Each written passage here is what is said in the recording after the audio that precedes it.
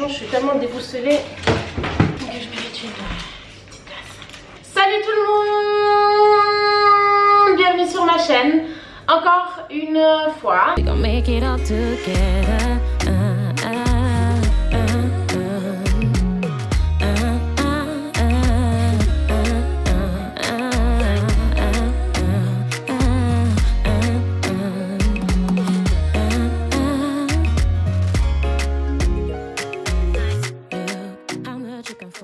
Alors pour tous les nouveaux, bienvenue sur ma chaîne, mon nom c'est Robin Wright, on va commencer à faire des vraies présentations parce que bon, bienvenue dans le crew les gars. Bonjour à tous mes anciens bébés aussi, bien sûr. Aujourd'hui je suis de retour sur ma chaîne pour une vidéo spéciale, comme toutes les autres. Je vais jouer les docteurs, mais pas n'importe quel docteur, le docteur Love. Alors je dis ça avec plein d'humour, avec plein de joie et tout ça, mais je vais faire quand même un gros disclaimer pour cette vidéo. Ça fait 5 ans à peu près, ou un petit peu moins, que je suis sur YouTube et j'ai toujours reçu plein de messages de gens qui veulent mon avis sur leur situation, des conseils et tout ça. C'est pas d'aujourd'hui, peu importe la situation dans laquelle je suis aujourd'hui, et bien sachez que ça date pas d'hier. Ça m'est arrivé très souvent de prendre beaucoup de temps à discuter avec mes abonnés, à leur donner mon avis sur des situations. Et puis je suis sûre que ça pourrait aider beaucoup d'autres personnes, des gens qui n'osent pas forcément venir demander de l'aide, qui n'osent pas forcément en parler. Donc voilà, pourquoi pas faire tout d'un coup. Voilà, je donne des conseils sur certaines situations. Et puis si ça peut t'aider, tant mieux. Bien évidemment, tout ce que je vais dire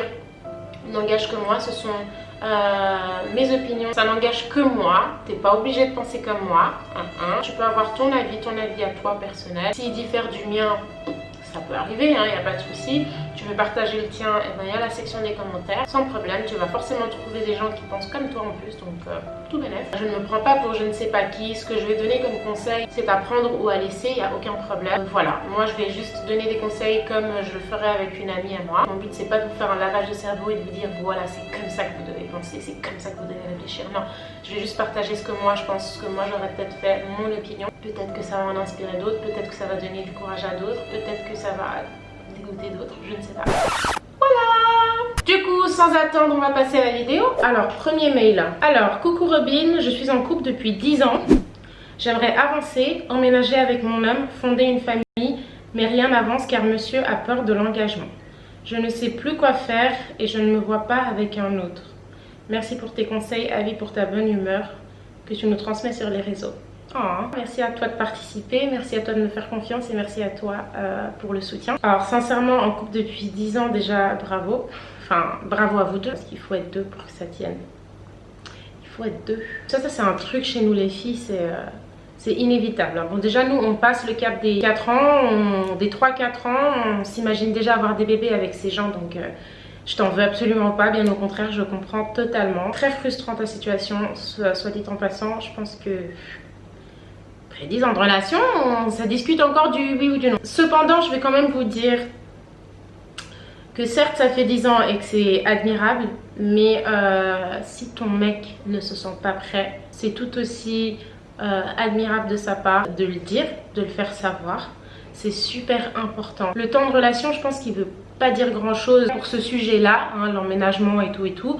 Le fait que ça fasse 10 ans, si ton mec n'est pas prêt, force pas. Force pas parce que ça va te retomber dessus. Après je dis pas, je connais pas votre relation, ça fait 10 ans que vous êtes ensemble, mais sache bien un truc. S'il est pas prêt, laisse-le prendre son temps. Laisse-le venir à toi et te dire qu'il est prêt. Parce que ça doit être comme un accord. Je comprends totalement ta frustration parce que ça fait 10 ans en fait. Ça fait 10 ans, c'est bon, il y a un moment donné, t'as envie de vivre avec la personne, t'as envie de partager pour de vrai quoi. Mais si tu veux un conseil, tu perds pas grand chose, bien au contraire. Ça te fait encore plus de temps pour toi te découvrir, essayer encore plus de cerner cette personne. Profites-en. Honnêtement, profites-en. Vous savez, des fois, on essaie de communiquer avec notre partenaire et ça passe pas forcément bien. Je pense pas qu'il y a de la mauvaise foi là-dedans. Je pense que c'est la manière dont on communique. Peut-être. Essaye voir de changer. Essaye voir de le caresser dans le sens du poil.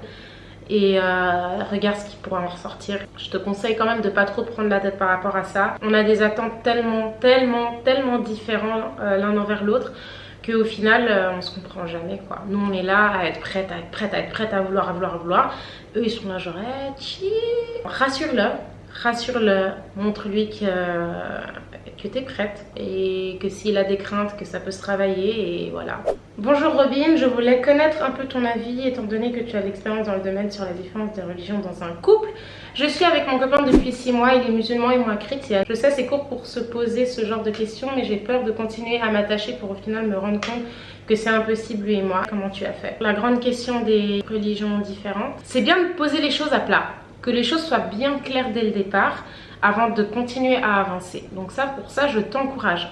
Je t'encourage à parler avec lui de manière sérieuse, sans que ce soit, vous savez, ces petites blagues quand on est en couple et qu'on est trop bien dans notre couple et qu'on est là, ouais, quand on aura des enfants, oui, nanana. Ça va te permettre aussi de pouvoir te projeter, voir si tu es prête pour ça ou pas. Moi, je sais pas quelles sont tes envies, tes attentes par rapport à ça. Moi, j'en avais. Toutes les questions que tu poses, ben, les réponses, c'est ton chéri qui les a. C'est ton chéri qui va t'apporter ces réponses. C'est ton chéri qui va te dire... si ça peut marcher, enfin vous allez vous dire ça les deux quoi. Moi je peux pas te dire, moi je pense que oui ça peut marcher, ça va marcher, tout ce que je peux te dire c'est que fais en fonction de ce que toi tu veux, fais en fonction de ce que toi tu veux vraiment. Tu as une religion, t'y es attaché, à quel point, dans le cas où ben, il voudrait que ça se passe autrement, est-ce que toi tu serais prête à l'accepter, est-ce que tu le vivrais bien? C'est super important de ne pas oublier, de se demander si on peut le vivre bien. Je vous souhaite que le meilleur, mais pour un conseil, ben, ne lâche pas tes principes, ne lâche pas ce qui importe pour toi, reste toi-même et ne laisse personne... voilà, te changer ou te convaincre qu'une telle vie peut être mieux ou quoi que ce soit. Reste focalisé sur ce que toi tu veux pour toi. Parce qu'en fait on se perd souvent dans ce que les gens veulent ou dans ce qu'en tout cas la personne, notre partenaire veut. Et au final on finit par se perdre soi-même en fait. On finit par oublier qui on est, on finit par oublier ce qu'on veut vraiment. Et après en fait ça fait effet boule de neige. C'est trop tard pour parler à un certain temps donc tu continues à vivre comme ça. Donc franchement... ne lâche pas prise, sois bien sûr de ce que tu veux et mets les choses à plat. Coucou, j'ai 24 ans et j'ai jamais eu de copain ni d'amourette. Je trouve que c'est la honte, un peu vu mon âge, comparé à mes amis qui ont toutes eu au moins une fois une histoire d'amour. Du coup, j'ai pas trop confiance en moi. Que me conseilles-tu? Les gars, chacun sa life, chacun son temps, chacun son heure. Franchement, c'est ça le problème des réseaux sociaux, c'est ça le problème du monde dans lequel on vit actuellement, c'est que on a souvent tendance à se comparer tout le temps à ce qu'on voit sur les réseaux sociaux. Ah, elle a une relation qui a l'air trop belle, pourquoi elle est pas moi? Ah, elle a trop des beaux cheveux, pourquoi elle est pas moi? L'importance là-dedans, c'est pas la course en fait. Il y a forcément des gens dans ton entourage qui ont eu des relations, au final ça s'est mal terminé, qui ont eu des relations, au final c'était des qui ont eu des relations, au final qui ont servi à rien. Pendant que toi, t'as 24 ans, t'es en train de te faire... Tu vois, tu vas bien. Moi, je pense que chaque chose en son temps pour chaque personne. Par rapport à la confiance en toi, écoute-moi très bien, très bien. C'est pas un homme au grand jamais. Un homme qui va te faire avoir confiance en toi. Là, tu me dis que t'as pas confiance en toi. Alors qu'est-ce que tu t'attardes sur le sujet des couples, des amourettes, des relations? C'est pas le moment en fait. Justement, t'as pas confiance en toi, ne te case pas. Cherche-toi, essaie d'avoir confiance en toi d'abord. Je pense que la confiance en soi, en tout cas pour moi ça marche comme ça, c'est... comment dire, c'est un mécanisme qui se travaille dans le cerveau, dans la pensée, dans l'esprit.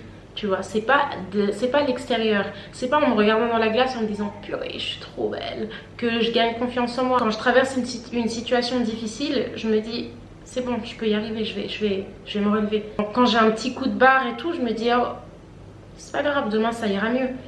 Quand je me trouve pas très belle aujourd'hui et tout, je me dis oh, écoute, je sais pourquoi je me trouve pas belle aujourd'hui. J'ai rien eu le temps de faire, mais demain je peux être belle si je veux.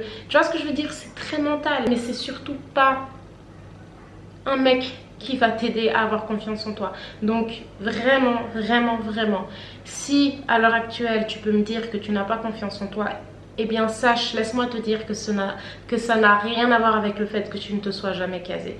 Deuxièmement, ce n'est pas du tout une honte. Pas du tout une honte. Faut arrêter de croire qu'il y a un temps et une heure pour chaque étape de la vie. C'est pas vrai, c'est pas grave, focalise-toi sur d'autres choses. Et je pense aussi, il y a aussi un truc que j'aimerais dire, c'est que j'ai remarqué depuis mon plus jeune âge que quand on cherche, on ne trouve jamais. Quand on attend, on ne trouve jamais. On est tout le temps en train d'attendre, on est là, purée, c'est quand que c'est mon tour, c'est pour ça que ça vient pas. Mais dès la minute où tu te concentres sur toi, où tu te concentres sur tes rêves, sur tes projets, sur tes trucs personnels, ben ça te tombe dessus. Voilà, c'est ça, moi je crois que c'est ça. Donc franchement, faut pas te décourager, continue de te faire belle, continue de prendre soin de toi, continue d'être une femme bien dans sa peau, essaye en tout cas de toutes tes forces. Et puis tu verras que ça va tomber, tu vas rien comprendre. Alors bonsoir Robin, je suis amoureuse du pote à mon frère qui a 4 ans de moins que moi. Entre parenthèses, point un peu bloquant.